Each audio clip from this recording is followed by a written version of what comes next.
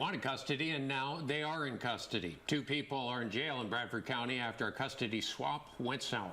The incident started in Bradford County, but they were initially booked into the Columbia County Jail. TV 20's Ethan Badowski tells us how the events unfolded. You're putting your own child in jeopardy, your child's life in jeopardy. What if that was you? Deputies say Tamisha Haygood and Thomas Lee Williams pulled into the Shell station in Starke to swap custody of Haygood's 2-year-old. Once there, witnesses say they got into an argument with the father of the child, and it got heated. The two hopped in the car to drive away, and as they left, Williams fired 3 shots towards the father and the child. I was inside the store working, just come out the cooler. I heard 3 shots, which I thought was from a car backfiring.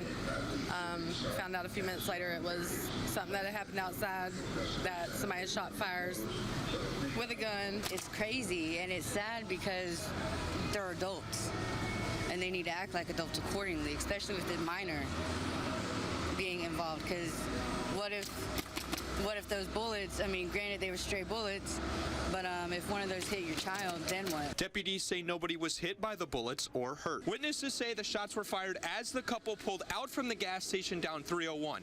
They then turned right down Madison Street and took off for Columbia County. The 2 led deputies on a chase into Columbia County, where a warrant for their arrest was served. It was crazy. It's wild. Been here almost 2 years, and anything like that ever happened since I've been here. They were booked into the Columbia County Jail on multiple charges, including aggravated assault with a deadly weapon. They have since been transferred to the Bradford County Jail. Haygood is being held on a $200,000 bond, and Williams' bond is set at $500,000. In Starke, Ethan Badowski, TV 20 News.